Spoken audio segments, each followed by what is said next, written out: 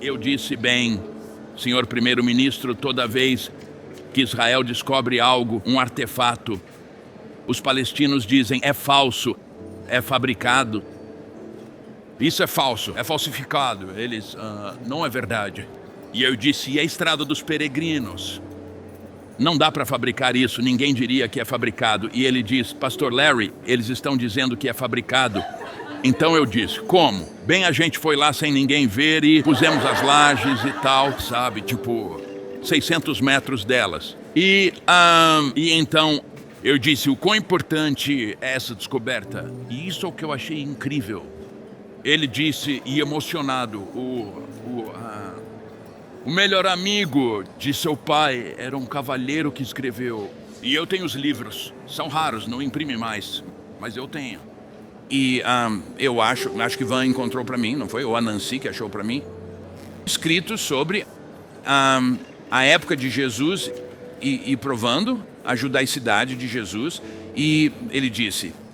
Aí ele começou a falar sobre esses livros e ele disse, sabe, pastor, ele disse, no tempo de Jesus, ele disse, Jesus, os judeus e os gentios caminhavam juntos por essa estrada. Juntos por essa estrada.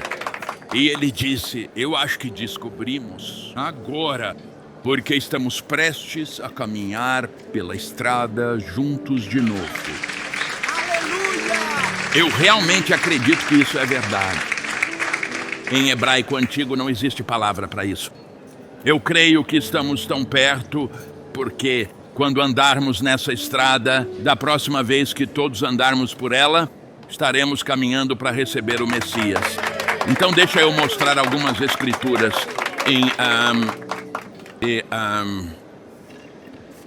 em Zacarias 14, eu vou cortar alguns versículos. Versículo 16. E ele diz, e acontecerá que todos os que restarem de todas as nações que vieram contra Jerusalém subirão ano após ano para adorar o Rei, o Senhor dos Exércitos, e para celebrar a festa dos tabernáculos.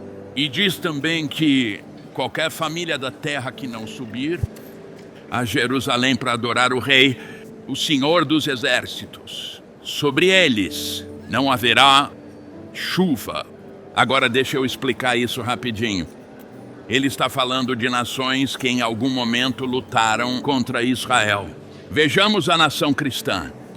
A nação cristã, por 2000 anos, culpou os judeus pela morte de Jesus. Culparam os judeus. Agora, muitos aqui sabem, mas a maioria dos cristãos não sabe. Houve uma reunião dos líderes gentios da igreja chamada Concílio de Niceia. E no Concílio de Niceia, o imperador romano disse, temos que mudar o Império Romano. Isso foi 325 anos depois do tempo de Jesus. O imperador romano Constantino, no que hoje é a Turquia moderna, juntou os gentios 325 anos depois de Jesus. Quem aí sabe, alguém pode contar uma história e um mês depois é outra história. Amém? Quando eu conto uma história de caça, todo ano meu cervo cresce. É como a vida funciona. E fica mais perigosa toda vez que eu conto. Então imagina essa história depois de 325 anos. Agora olha só isso. Por 325 anos, não havia nada na doutrina cristã que culpasse os judeus pela morte de Jesus. Nada. A gente nem tinha Bíblia ainda, mas tinha o que chamamos de Credo dos Apóstolos. E nós tínhamos também a Didaquê, e nenhuma delas dizia que os judeus são responsáveis por matar Jesus. Tudo dizia que foi Roma. Crucificação é coisa de romano. O jeito que bater em Jesus é coisa de romano. Havia sim alguns judeus envolvidos, um grupinho, meia dúzia, 5 ou 5, 4, 5, 6. Mas a Bíblia diz que prenderam Jesus à noite para evitar o quê? O tumulto. Ou seja, a maior parte de Israel, quando Jesus entrou montado ali, 3 dias antes, estavam se curvando. Hosana, Hosana, nossa salvação. Como que isso mudou para que todos eles gritassem, crucifiquem-o em 3 dias? Não foi isso. Isso é falsa propaganda. E começou 325 anos depois da morte de Jesus, quando o imperador romano Constantino, o Império Romano ia da Inglaterra ao Egito, e tudo era o Império Romano. E um dia ele declara: bom, somos todos cristãos. Eles não conheciam Jesus. Não tinha rádio, não tinha televisão, não tinha jornal, eles não conheciam Jesus. Eram pagãos. E então ele diz: queremos tirar a atenção dos cristãos, tirar de Jerusalém e fazer de Roma o centro do cristianismo. Como fazemos isso? Primeiro a se fazer é culpar os judeus por matar Jesus. Vamos fazer disso uma proclamação por todo o império. Os judeus mataram Jesus. E isso ainda é pregado até hoje. Sim, havia alguns judeus corruptos que foram comprados. Caifás, que era sumo sacerdote, era tipo a 5ª ou 6ª escolha do Império Romano, porque eles precisavam de alguém que pudessem corromper. Caifás, quando seu corpo, seu sarcófago, seu caixão foi encontrado, tinha uma moeda em sua mandíbula, que era um símbolo de que ele era pagão. Ele podia até se chamar de judeu, mas não era realmente um judeu praticante. Alguém pode até se chamar de cristão, mas a Bíblia diz que julgamos pelos frutos, certo? Você pode até se chamar de galinha. Sou uma galinha, mas se não tem penas e ovos, a gente não compra. Então Caifás era o sumo sacerdote, mas não foi colocado ali por Deus, foi colocado pelo governo. Não é? Então esse papo seria como culpar. Sabe, existem pessoas brancas que são do Ku Klux Klan, mas não todos nós. Existem alguns mexicanos que estão ilegais, mas não todos. Tem um, sabe, que você vê por aí, você não pode pegar 1 ou 2 pessoas e rotular uma raça inteira. Isso é racismo. Isso é racismo. Essas pessoas brancas, pessoas negras, esses judeus, os hispânicos, isso é racismo. Não é? É isso que a igreja vem fazendo. Mas agora, você e eu temos grande parte em mudar isso, porque isso é a base da chuva seródia. O Pai de todas as bênçãos diz: abençoarei aqueles que abençoarem Israel. Como podemos abençoar Israel se domingo nós estamos culpando os judeus pela morte de Jesus? E agora vemos gente como Charlie, Tucker Carlson e Candace Bogan se levantando e tentando fazer de novo.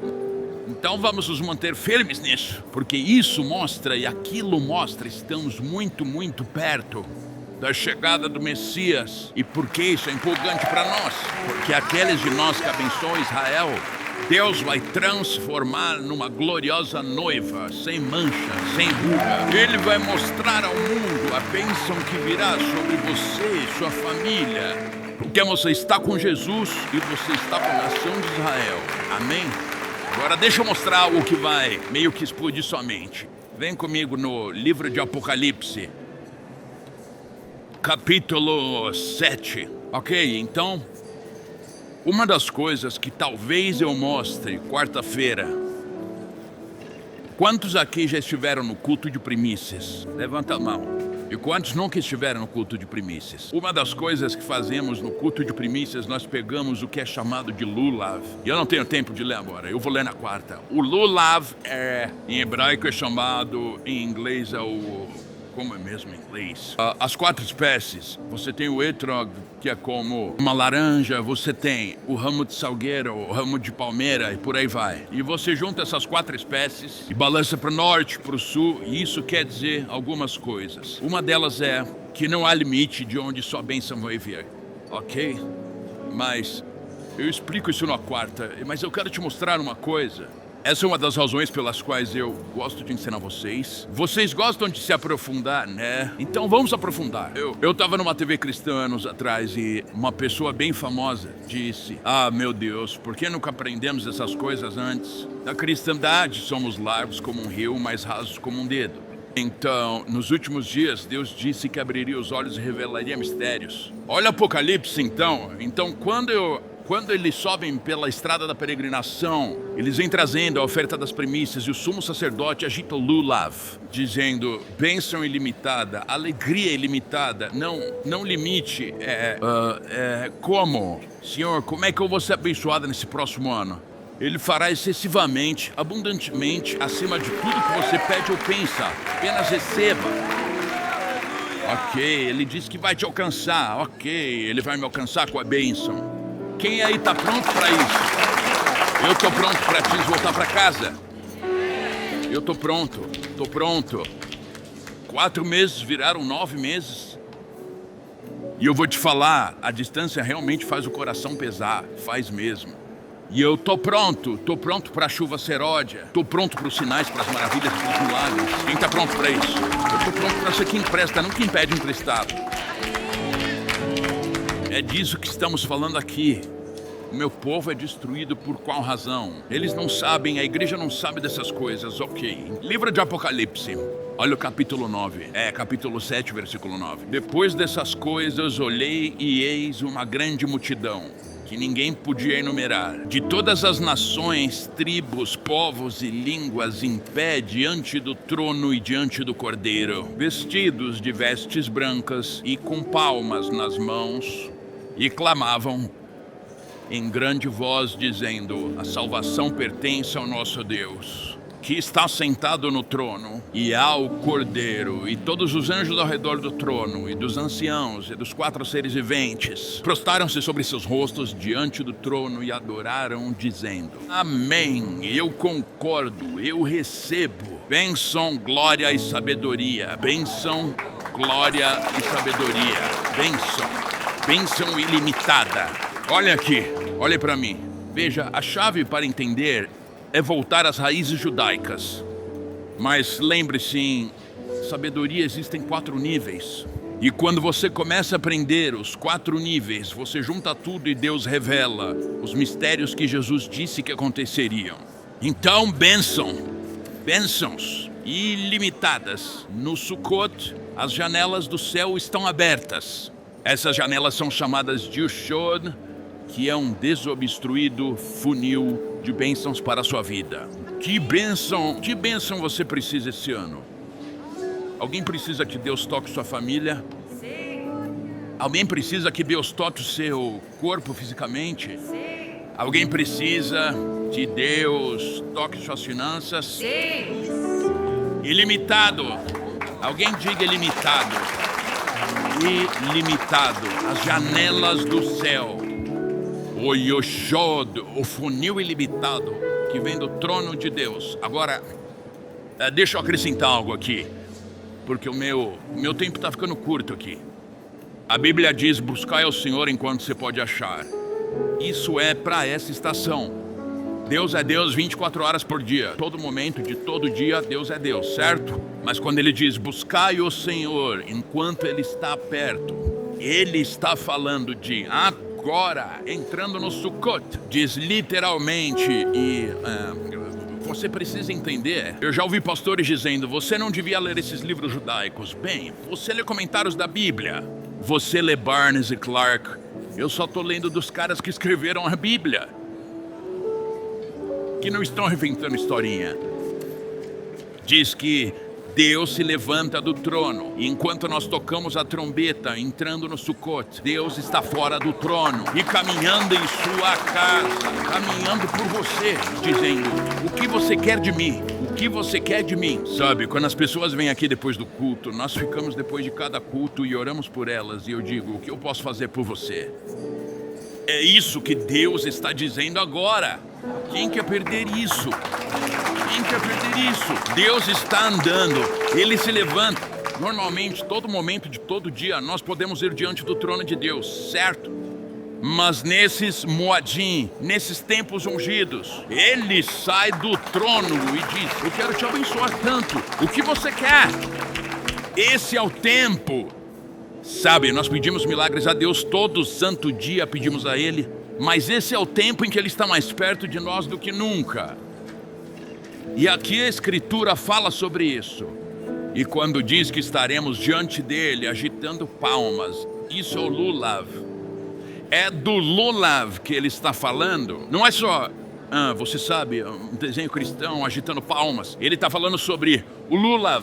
São judeus escrevendo, ele está agitando e dizendo: que bênção você precisa, onde você precisa, como pode vir daqui, pode não vir daqui, pode vir dali. Ele pode te surpreender de maneiras que você nem vai entender. Recebam a bênção de Deus desse jeito. Alguém diga amém. É aí que nós estamos agora. Eu quero pedir que vocês fiquem em pé comigo, a igreja toda. É aí que nós estamos agora, sabe? Sabe, quando eu me converti, a gente tinha cultos de 4 horas. Às vezes eu gostaria de ter isso outra vez. Eu estava pregando para... Vocês sabem quem André Kraut foi? O André era um grande amigo da nossa família, cantou no casamento da Anne e do Brandon. E eu estava pregando para o André uma vez, o culto começava às 9. E a 1h eu ainda não tinha subido.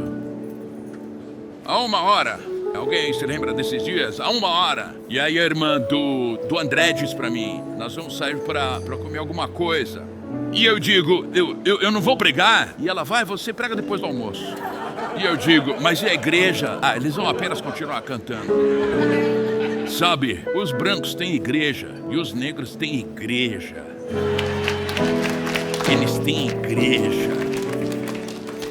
Foi incrível. Tinha todo tipo de gente de Hollywood lá esse dia.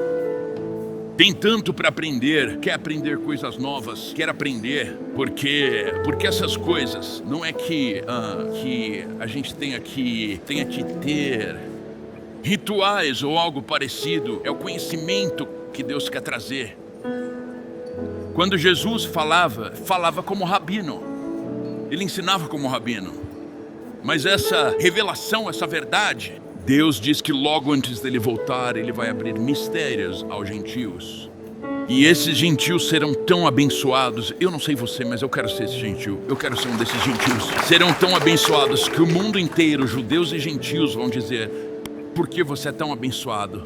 E nós diremos: porque nós servimos a um Jesus judeu, que representa o Deus de Abraão, Isaac e Jacó. Amém? Agora, deixa eu encerrar aqui em oração. É ilimitado.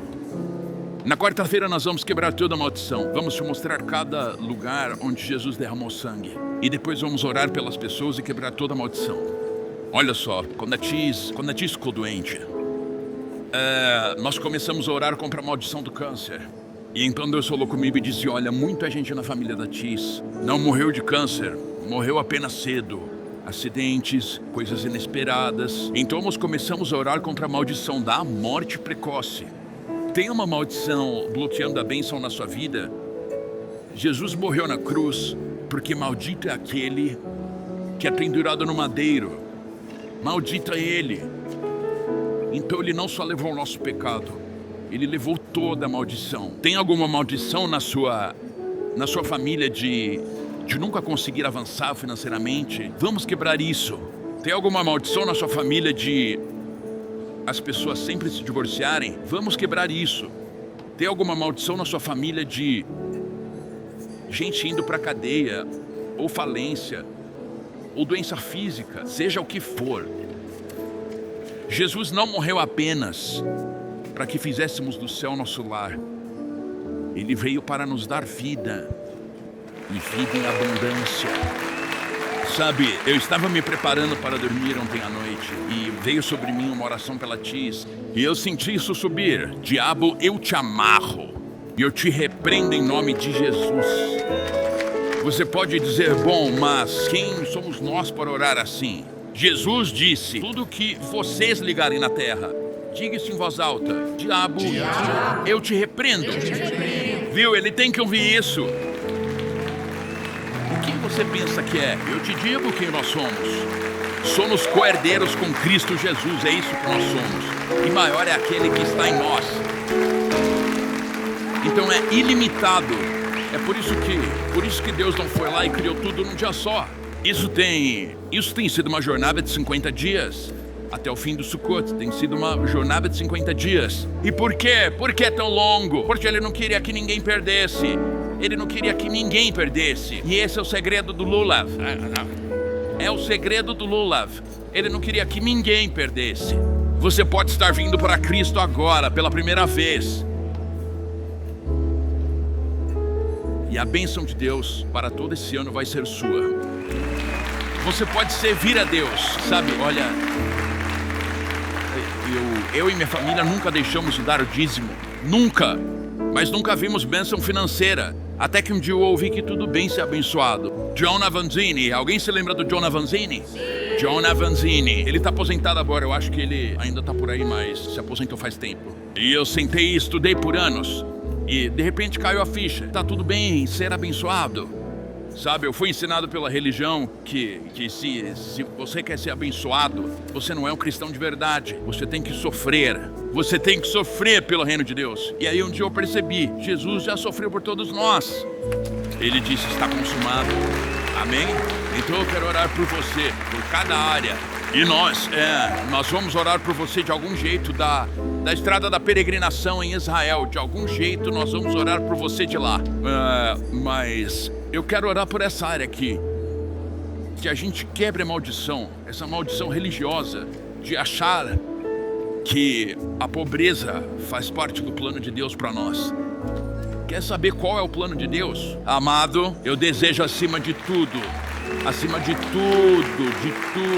que você prospere e que você tenha saúde enquanto a sua alma, a sabedoria de Deus cresce em você. E eu adoro ensinar isso. Então, quantos aqui agora dizem, pastor, eu quero receber? E sabe de uma coisa? A nossa igreja é livre de dívidas. Tem umas horas, tivemos uma reunião outro dia e disseram, pastor, deixa a gente subir e recolher a oferta, porque quando o Senhor vai pregar, você sempre esquece. É que eu já estou pronto para entregar a palavra. Eu não fico pensando em dinheiro. Quando eu vou para Israel, eu penso, qual é o próximo lugar onde a gente pode ser uma bênção? Onde podemos ser bênção? O pastor sempre liga, qual é a necessidade? Qual é a necessidade? Temos orfanatos e programas de alimentação infantil pelo mundo todo. A gente faz isso e muita gente aqui nem sabe. Mas estamos sem dívidas. Somos muito cuidadosos para ficar sem dívidas. Então, eu não estou dizendo que Deus quer te ver prosperar porque eu quero ter mais uma oferta. Sim, quanto mais você prospera, mais a igreja recebe. E quanto mais a igreja recebe, mais a gente pode abençoar. E quanto mais a gente abençoa, mais nós somos abençoados. Parece bíblico. Então, irmãos e irmãs, eu quero orar por vocês. Você precisa aceitar. É do agrado do Pai te dar o reino. Vai ter cancelamento milagroso de dívidas. Haverão milagres com empregos, investimentos e negócios. Quem está pronto para essa unção? Levanta as mãos. Pega na mão do vizinho aí. Isso aí, vem comigo. Vocês aí, peguem nas mãos. E vocês, meninas, venham aqui comigo. Meninas, venham comigo. Você, vem comigo. Vem comigo. Vem comigo também. Você também, pode vir.